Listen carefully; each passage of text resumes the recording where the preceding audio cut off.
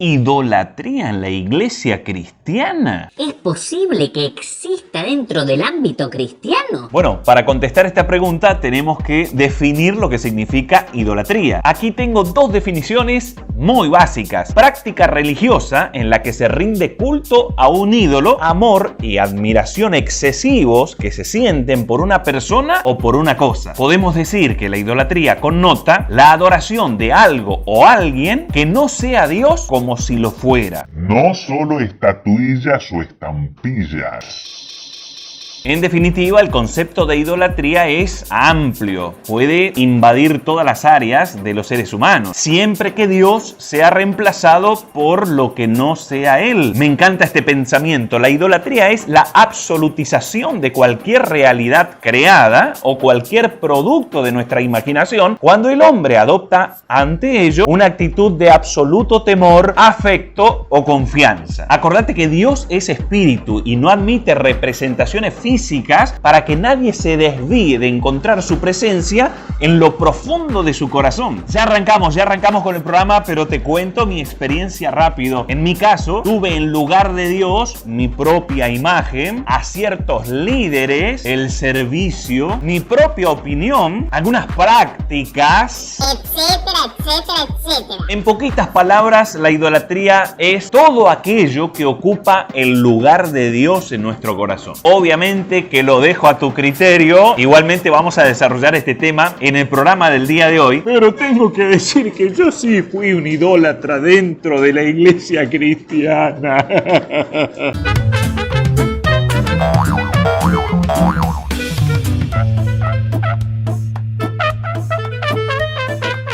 Tres, dos, uno.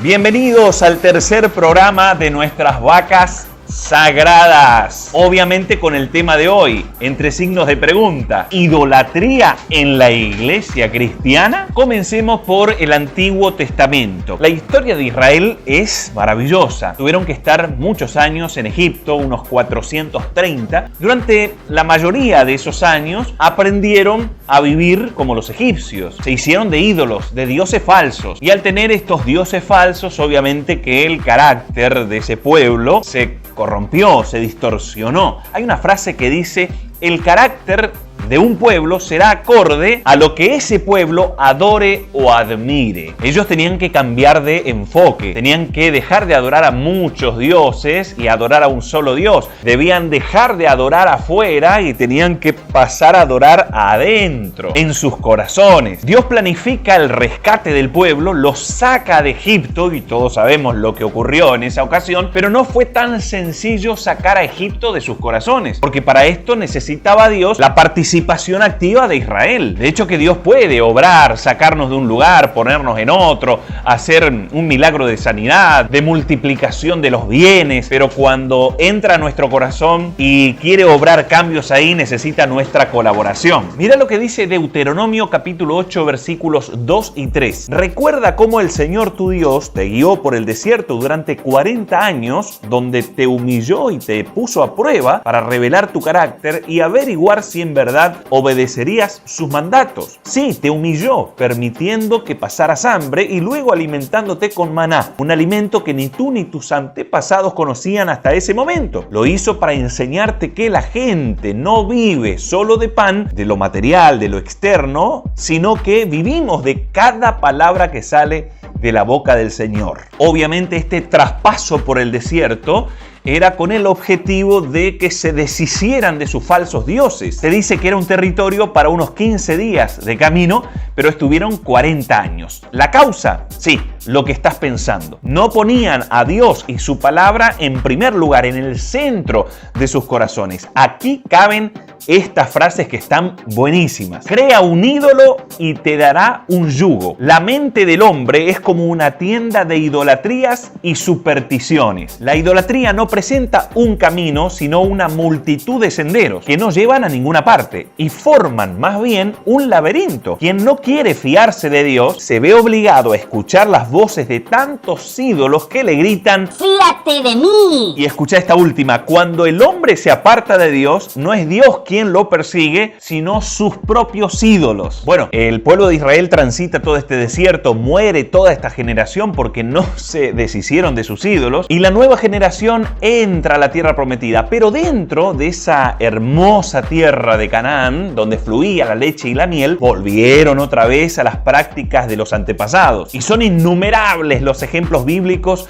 de este pueblo que continuamente se volvía a los ídolos, y tras la idolatría se corrompía su carácter, hacían toda clase de pecados, irritando hacia el Señor. Hasta aquí está más que claro que tener ídolos no significa tener estatuas, estampas, sino cosas que veneramos, que ponemos en lugar de Dios. Es no tener a Dios como prioridad en nuestra vida. Acuérdate, todo lo que ocupe el centro de mi corazón se va a convertir en un ídolo. Y ese o esos ídolos van a tener una influencia transformadora en mi vida. Pero vamos a analizar brevemente lo que ocurría en el Nuevo Testamento con la iglesia primitiva de Jesucristo. Más allá de muchas advertencias explícitas de los apóstoles a diferentes iglesias, encuentro muy particulares estos casos. Hechos 17:22 en adelante. Entonces Pablo, de pie ante el concilio, les dirigió las siguientes palabras: hombres de Atenas, veo que ustedes son muy religiosos en todo sentido, porque mientras caminaba observé la gran cantidad de lugares sagrados, y uno de sus altares tenía la siguiente inscripción: a un Dios desconocido. Este Dios, a quien ustedes rinden culto sin conocer, es de quien yo les hablo. Él es el Dios que hizo el mundo y todo lo que hay en él, ya que es el Señor del cielo y de la tierra. No vive en templos hechos por hombres, y las manos humanas no pueden servirlo porque Él no tiene ninguna necesidad. Él es quien da vida y aliento a todo y satisface cada necesidad. De un solo hombre creó todas las naciones de toda la tierra. Su propósito era que las naciones buscaran a Dios, y quizá acercándose a tientas lo encontraran, aunque Él no está lejos de ninguno de nosotros, pues en Él vivimos, nos movemos y existimos. Como dijeron algunos de sus propios poetas, nosotros somos su descendencia. Y como esto es cierto, no debemos pensar en Dios como un ídolo diseñado por artesanos y hecho de oro, plata o piedra. Bueno, este texto no necesita demasiada explicación, pero hay una idea que me fascina. Cuando no conocemos al Dios verdadero, nos llenamos de ídolos, dioses falsos. Así también nuestro carácter se corrompe y nos alejamos cada vez más de quienes somos en verdad y del propósito que tenemos en este mundo. Pero funciona también a la inversa. Cuando conocemos al Dios verdadero, comenzamos a derribar y a destronar a todos los ídolos que tenemos en el corazón. Nos conocemos a nosotros mismos y empezamos a desarrollar nuestro verdadero propósito en este mundo. Analiza, investiga este texto punto por punto porque es maravilloso. Fíjate el corazón de Pablo y cómo la tenía clara, desde dónde predicaba. Hay otro texto tremendo en 1 de Corintios, capítulo 3, léelo luego. Aquí Pablo comienza diciendo a los corintios: no pude hablarles como a espirituales, tuve que hablarles como a carnales, como a niños en Cristo,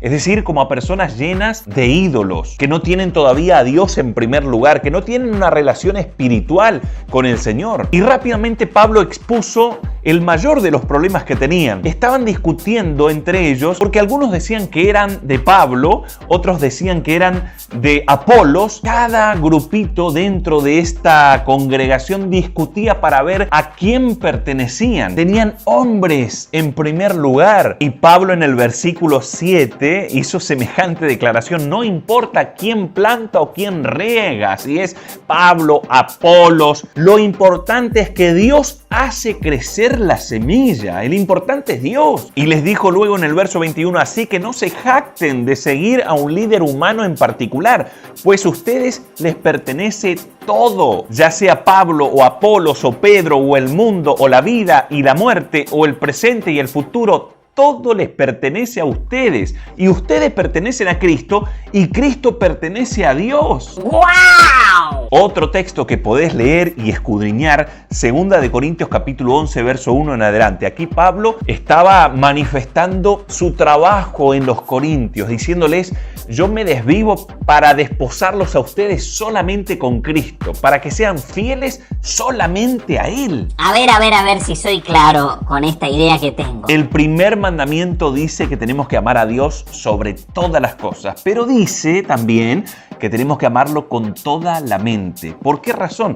Porque justamente es en nuestra mente que formamos estos dioses falsos, estos ídolos que se interponen en nuestra relación con Dios y trastornan nuestro carácter. Solo cuando tenemos una relación espiritual, intimidad espiritual con el Señor, pasamos por alto este campo mental donde tenemos todos los ídolos habidos y por haber, reconocidos y por reconocer, y entonces tenemos una relación tan profunda, sin ningún tipo de filtro mental ni intermediarios. Eso es lo que Dios quiere. Mirá esta joya. En el libro de Apocalipsis, léete por favor los primeros capítulos, Jesucristo mismo a través de San Juan está exhortando a los cristianos a ponerlo a Él en primer lugar. Por ejemplo, a los cristianos de la iglesia de Éfeso les dice que tienen que volver al primer amor porque habían puesto el servicio en lugar de Dios. A ciertos cristianos de Pérgamo habían puesto enseñanzas y prácticas de hombres en lugar de Dios. Ciertos cristianos de Tiatira tenían a otras personas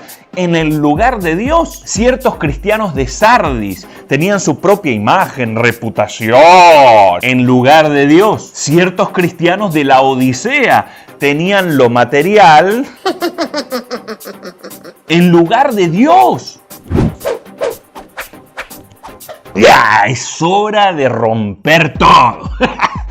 Nada ni nadie tiene que ocupar el lugar de Dios en tu corazón. La lista puede ser larguísima, pero es hora de empezar. Hasta no tener una relación espiritual profunda a través del Espíritu Santo con Cristo y el Padre, en la cual no se interponga tu propia mente, los ídolos que puedan haber ahí, ni tu imagen o reputación, ni el dinero, ni el estatus, ni lo que digan por ahí, ni otras personas, absolutamente nada ni nadie. No te detengas. Hacé como Cristo, agarrá el látigo y empezá a tirar, a volcar, a deshacer y a romper todo lo que ocupó el lugar que solo le pertenece a Dios. Entonces desde ahí lo demás se va a acomodar en el lugar que corresponde. Cuando tenemos a Dios en primer lugar, somos como pez en el agua. Ahora cuando no está Dios en primer lugar, cualquiera se pone... Me obnubila, me fascina, me mete miedo, me controla, me gobierna, me subyuga, me manipula, me lleva, me utiliza, me ofende, me pone mal, me entristece, me aplasta. y eso se tiene que terminar. Para esto mismo dejó su gloria, se hizo como uno de nosotros, un hombre, murió en una cruz desangrándose por nosotros, nos dio su espíritu que está dentro nuestro. Es hora